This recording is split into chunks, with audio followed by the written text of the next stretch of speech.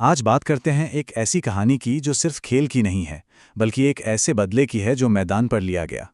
ये कहानी है उस खिलाड़ी की जिसे दुनिया हॉकी का जादूगर कहती है, और उनके एक ऐसे वादे की जो इतिहास बन गया। ये कोई फिल्मी डायलॉग नहीं, बल्कि एक सच्चा वादा था। एक ऐसा वादा जो तब किया गया जब खेल के मैदान पर एक खिलाड़ी के सिर पर हॉकी स्टिक से वार किया गया था। तो चलिए सीधे चलते हैं उस दिन, उस मैदान में। साल था 1933। माहौल में गर्मी थी और मुकाबला एकदम जोरदार चल रहा था। एक खिलाड़ी की स्टिक से गेंद कुछ ऐसे चिपकी हुई थी कि विरोधी टीम के पसीने छूट रहे थे। और बस यहीं से शुरू होती है एक ऐसे बदले की कहानी जो हिंसा से नहीं, बल्कि हुनर से लिया गया था। ध्यानचंद की फुर्ती और गेंद पर उनका कंट्रोल विरोधी टीम के लिए तो ये एक पहेली बन गया था। उनकी हर कोशिश नाकाम हो रही थी, और इसी झुंझलाहट में एक खिलाड़ी आपा खो बैठा और उसने खेल के नियम तोड़ दिए। लेकिन असली कहानी तो अब शुरू होती है। चोट लगने के बाद ध्यानचंद मैदान पर वापस लौटे, लेकिन जरा भी गुस्से में नहीं। उन्होंने उस खिलाड़ी की पीठ पर हाथ रखा और बेहद शांति से कहा कि वो बदला जरूर लेंगे।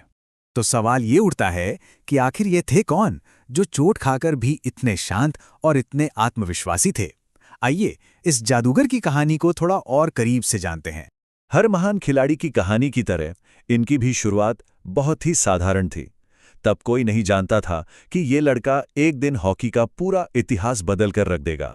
जरा सोचे, एक आम परिवार का लड़का 16 साल की उम्र में फौज में भर्ती होता है और फिर कुछ ही सालों में अपनी लगन और मेहनत से भारतीय हॉकी का सबसे बड़ा सितारा बन जाता है।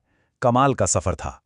और सबसे हैरान करने वाली बात तो ये है कि जिस इंसान को हम हॉकी का जादूगर कहते हैं, उसकी हॉकी में शुरू में कोई दिलचस्पी नहीं थी। ये तो उनके रेजिमेंट के सूबेदार मेजर तिवारी थे, जिन्होंने उनके अंदर के खिलाड़ी को पहचाना और उन्हें मैदान की ओर ढकेला।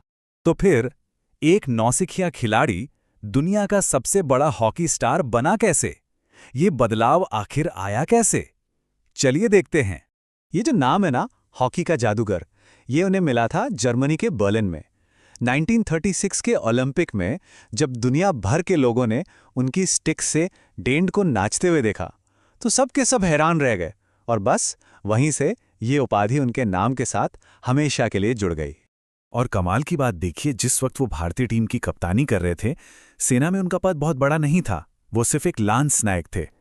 इससे साफ पता चलता है कि उनका नेतृत्व उनके पद से नहीं, बल्कि उनके अद्भुत खेल से आया था।